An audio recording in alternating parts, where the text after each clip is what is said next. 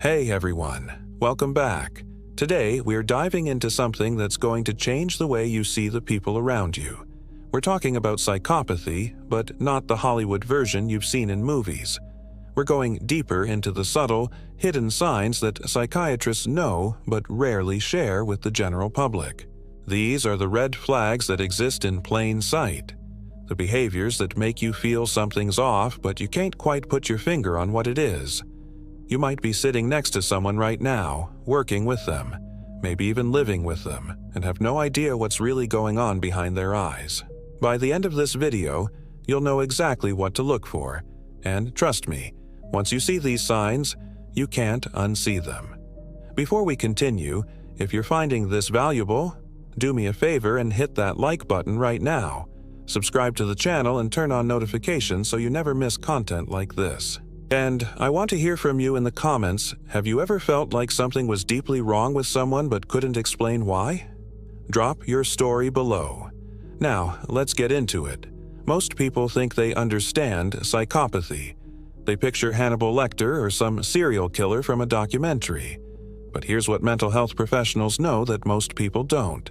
Psychopathy exists on a spectrum, and the majority of psychopaths aren't in prison. They're in boardrooms, in relationships, in your family, in your workplace. They are functioning members of society who've learned to mask their condition so well that even trained professionals can miss it at first glance.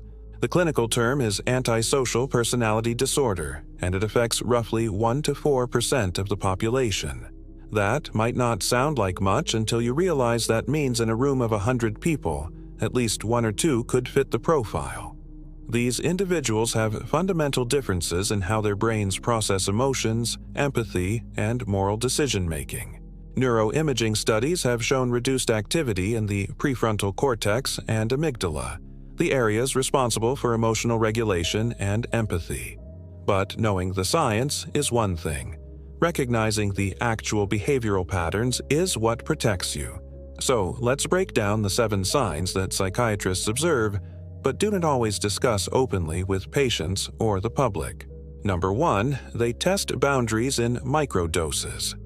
Here's something most people miss completely. Psychopaths don't usually start with massive violations. They're far more calculated than that. What they do is test your boundaries in tiny, almost imperceptible ways. They're constantly running experiments on you to see what they can get away with. Maybe they borrow something small without asking and gauge your reaction.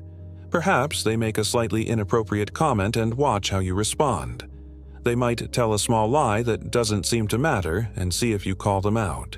Every single one of these moments is data collection. They're mapping your tolerance levels, finding your weak spots, understanding exactly how much they can push before you push back. This behavior stems from their lack of internalized social norms. Most people don't steal or lie because it feels wrong internally. We have that gut feeling, that moral compass that guides us. Psychopaths don't have that internal regulation system, so they rely entirely on external consequences. If they can get away with something, there's no internal voice telling them not to do it. The testing phase is crucial for them because it tells them whether you're someone who will hold them accountable or someone they can exploit. Think about someone in your life who always seems to be pushing just a little bit further. They show up 15 minutes late, then 30, then an hour. They ask for a small favor, then a bigger one, then something unreasonable. Each time you let it slide, they learn. They're not testing because they're curious. They're testing because they're planning. And here's what makes this particularly dangerous. By the time you realize the pattern, they've already established a dynamic where you're conditioned to accept their behavior. You've normalized things that should have been red flags from day one. Psychiatrists see this pattern repeatedly in clinical settings. The psychopath starts with minor boundary violations in therapy itself, testing whether the therapist will maintain professional boundaries or can be manipulated. Those who work with this population know to watch for these micro-tests and shut them down immediately. But in personal relationships, most people don't recognize what's happening until significant damage is already done. Number 2, their emotional responses have a subtle delay. This one is incredibly revealing once you know what to look for. When something emotional happens, whether it's good news, bad news, shocking information, or a touching moment, watch how quickly they respond. Most people have immediate, automatic emotional reactions. You tell someone their loved one died, and you see the impact on their face instantly. You share exciting news, and genuine joy appears in real time. But with psychopaths, there's often a tiny but noticeable lag. It's like they're processing what the appropriate response should be rather than feeling it naturally. This happens because they're essentially running a computer program in their head. They've learned through years of observation what normal people do in emotional situations, and they replicate it. But replication takes processing time. They have to think, okay, this is sad news. People cry or look shocked when they hear sad news. I should make my face look sad now. That cognitive step creates the delay. Researchers studying this phenomenon have found that psychopaths can identify emotions in others intellectually. They know what anger looks like, what sadness looks like, what fear looks like. But they don't feel these emotions in response to others feeling them, which is the essence of empathy. So when they display emotion, it's performance, not experience. You might notice this in subtle ways. Someone shares something vulnerable, and there's a microsecond where the psychopath's face is blank before the sympathetic expression appears. Or something genuinely funny happens, and everyone laughs immediately, but they laugh just a beat too late, like they needed that extra moment to recognize this is a laughing situation. Sometimes the emotion they display doesn't quite match the intensity of the situation. They might seem mildly concerned about something devastating or overly emotional about something minor because they're guessing at the appropriate level rather than feeling it authentically. Mental health professionals are trained to observe these micro-expressions and timing discrepancies during clinical interviews. It's one of the assessment tools used in diagnosis. But in everyday life, most people attribute that slight awkwardness to social anxiety or personality quirks, never realizing they're witnessing someone who's fundamentally disconnected from emotional experience. Number 3. They weaponize your compassion against you. This might be the most insidious sign of all, and it's something psychiatrists see constantly, but rarely discuss publicly because of how disturbing it is. Psychopaths have an almost supernatural ability to identify compassionate people and then exploit that compassion systematically. They don't just recognize that you're empathetic, they specifically target it as a vulnerability. Here's how it works. They'll share a sob story, real or fabricated, designed to trigger your helping instincts. Maybe it's childhood trauma, maybe it's current struggles, maybe it's health issues or financial problems. The content doesn't matter as much as your response to it. If you respond with sympathy and offers to help, they've identified a lever they can pull whenever they need something from you.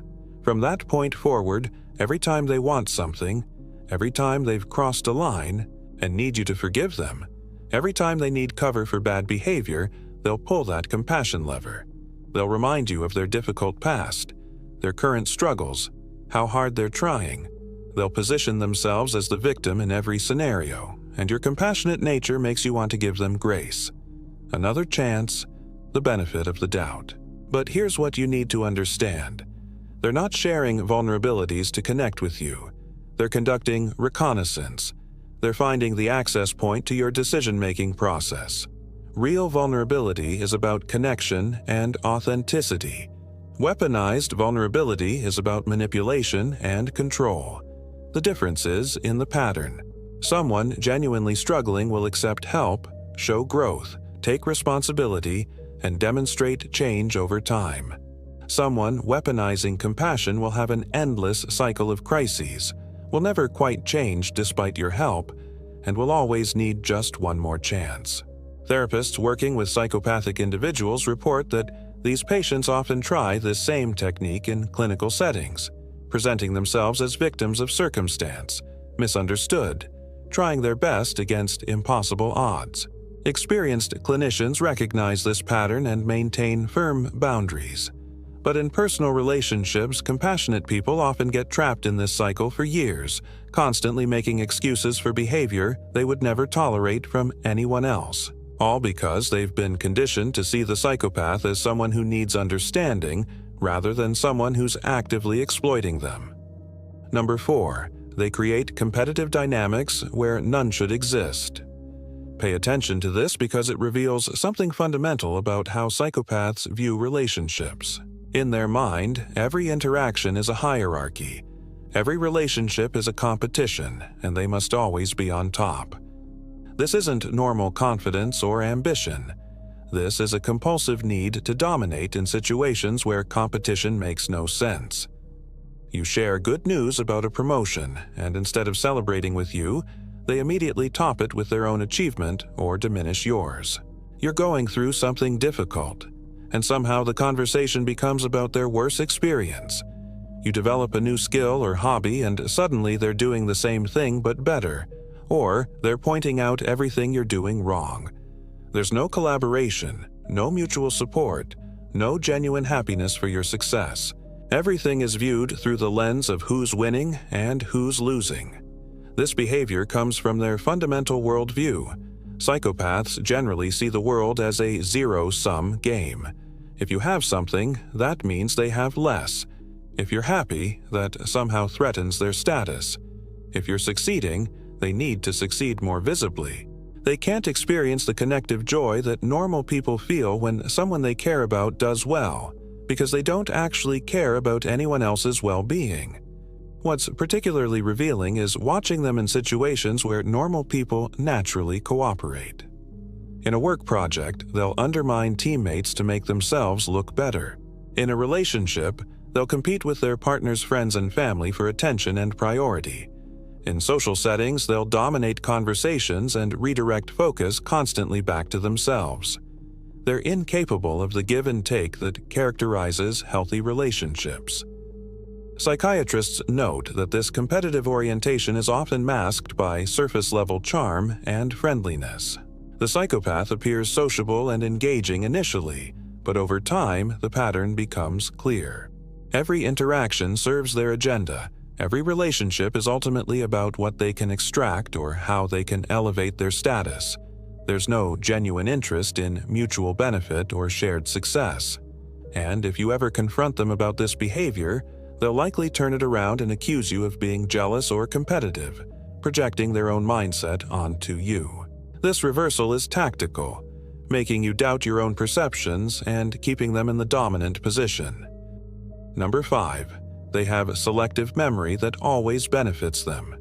This is one of the most frustrating and crazy-making signs to deal with, and it's something that psychiatrists recognize as a core feature of psychopathic manipulation. The psychopath's memory seems to work perfectly when remembering things that serve them, but becomes mysteriously fuzzy about anything that would hold them accountable. They remember in perfect detail the one time you made a mistake, but have absolutely no recollection of the 10 times they did the same thing. They can quote something you said weeks ago if it supports their current argument, but they don't remember promising something yesterday if that promise is now inconvenient. They recall every favor they've ever done for you but draw a complete blank on all the times you helped them. This isn't simple forgetfulness or poor memory. It's strategic amnesia. What makes this particularly insidious is that they're often so convincing in their memory gaps that you start questioning your own recollection. They'll look you in the eye with complete conviction and deny something you both know happened. They'll insist you're misremembering, that you're confused, that it didn't happen that way.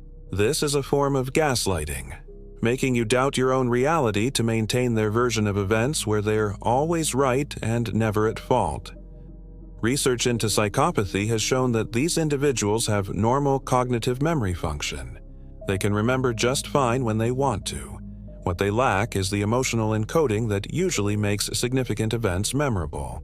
For most people, emotionally charged events, especially ones involving guilt or shame, are deeply encoded in memory. We remember when we've hurt someone because it bothers us. Psychopaths don't have that emotional tagging system, so unless remembering something serves their interests, there's no reason for it to stick. They also understand that controlling the narrative controls the relationship. If they can make you uncertain about what really happened, they can rewrite history to suit their needs. Maybe they said something cruel, but later when you bring it up, they insist they never said that, and actually you said something mean to them. Now you're defending yourself instead of addressing their behavior. They've flipped the script entirely. Therapists working with psychopathic individuals often keep detailed notes of every session specifically because of this tendency. Patients will claim in session 5 that they never said something they explicitly stated in session 2. Having documentation becomes essential. But in personal relationships, you don't have that paper trail, which is exactly why this tactic works so effectively. You're left with that destabilizing feeling that either you're going crazy or they are, and they're so confident in their version that you start believing maybe you really did misremember. Number 6. They study people like specimens. This one sends chills down people's spines once they recognize it. Psychopaths observe human behavior with detached fascination, the way a scientist studies insects under a microscope. They're not relating to people. They're analyzing them. They're collecting data on how humans work so they can better mimic and manipulate. You might notice they ask questions that seem slightly off. They want to know why you reacted a certain way, but not in an empathetic way. It's more clinical, more curious than caring. They watch people in social situations with an intensity that doesn't quite match the context. They're not enjoying the interaction. They're studying it. They might make comments that reveal this detached perspective, observations about human behavior that sound almost alien in their delivery, as if they're outside observers rather than participants in the human experience. This study behavior comes from their fundamental disconnection from emotional experience. Because they don't feel things the way others do, they've had to learn social behavior intellectually rather than intuitively. Most of us learn empathy and social connection naturally through emotional resonance. We feel what others feel to some degree, and that guides our behavior. Psychopaths have to learn these rules cognitively. They watch what gets positive responses and what gets negative ones, then they adjust their behavior accordingly. It's all external learning, no internal guidance. What makes this particularly unsettling is that they often become very good at this mimicry. They've spent their entire lives studying human behavior, so they can often perform emotions more convincingly than people who actually feel them, because they've perfected the performance. They know exactly which facial expression to use, which tone of voice to employ, which words to say. But if you watch closely, you'll see the mechanical nature of it. The emotion doesn't quite reach their eyes. The response is textbook perfect, but somehow hollow. Forensic psychiatrists who interview violent offenders often report this quality. The person can describe horrific acts they've committed while maintaining a clinical, detached demeanor, then suddenly switch to displaying what looks like appropriate remorse, but it's like watching someone flip a switch. The emotion appears and disappears too cleanly, too controlled. In everyday interactions, you might feel this as a subtle sense that you're being watched, assessed, studied rather than genuinely seen. The psychopath might remember strange details about you, not the meaningful ones that someone who cares would recall, but odd behavioral patterns or reactions. They're building a file on you, learning your patterns, understanding your triggers, also they can more effectively control future interactions. Number 7. They create chaos, then position themselves as the solution. This is perhaps the most sophisticated manipulation tactic in the psychopath's playbook, and it's something that takes people years to recognize because it's so counterintuitive. The psychopath will deliberately create problems, drama, conflict, or chaos in your life, then swoop in to fix it, making you feel grateful and dependent on them. They're essentially setting fires so they can be the hero who puts them out. This might look like them subtly sabotaging your other relationships so you become more isolated and reliant on them. They'll plant seeds of doubt about your friends, create misunderstandings between you and family members, make you question people who actually have your best interests at heart. Then, when you're feeling alone and unsupported, they're right there, being your only source of comfort and validation. Or they might create financial instability, emotional crises, or professional problems for you, then offer to help you through the very situation they manufactured. The brilliance of this tactic from a manipulation standpoint is that it accomplishes multiple goals simultaneously. First, it creates dependency. You start to feel like you need them because they're always there solving problems, never realizing they created those problems in the first place. Second, it positions them as indispensable in your life. How could you leave someone who's always helping you, always supporting you through difficulties? Third, it keeps you off balance and reactive, which means you're not thinking clearly enough to see the pattern. You're in constant crisis management mode, putting out fires, never stepping back to ask why there are so many fires to begin with. Psychiatrists see this pattern frequently in relationships with psychopathic individuals. The person comes to therapy exhausted, overwhelmed, feeling like their life is falling apart, and when they describe their relationship, the therapist notices that somehow every crisis seems to involve or revolve around this one person who then becomes the rescuer. It's like they're the common denominator in every disaster, but they've positioned themselves as the solution rather than the cause. What makes this particularly hard to escape is the intermittent reinforcement it creates. Sometimes they're the source of your stress, sometimes they're your relief from stress. This unpredictability creates a trauma bond that's incredibly difficult to break. Your brain starts to associate them with both pain and relief, which creates an addictive cycle. You keep coming back to them because sometimes they make you feel better, never quite registering that they're also the reason you feel bad in the first place. If you're in a situation where your life seems to have become dramatically more chaotic since someone entered it, and that same person is always there offering support and solutions, step back and look at the bigger picture.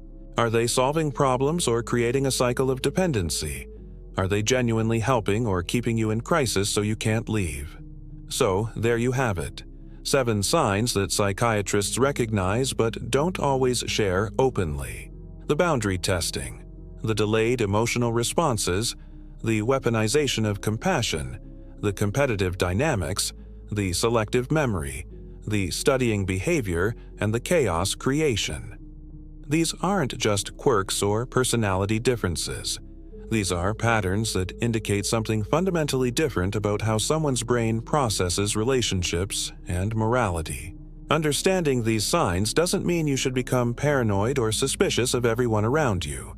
Most people you interact with are not psychopaths, but it does mean you should trust your instincts when something feels off. If you're reading behaviors that don't add up, if someone makes you feel constantly off balance, if your gut tells you something's wrong even when you can't articulate why, pay attention to that. Your subconscious is picking up on patterns your conscious mind hasn't fully processed yet. And if you recognize several of these signs in someone close to you, understand that you cannot fix this.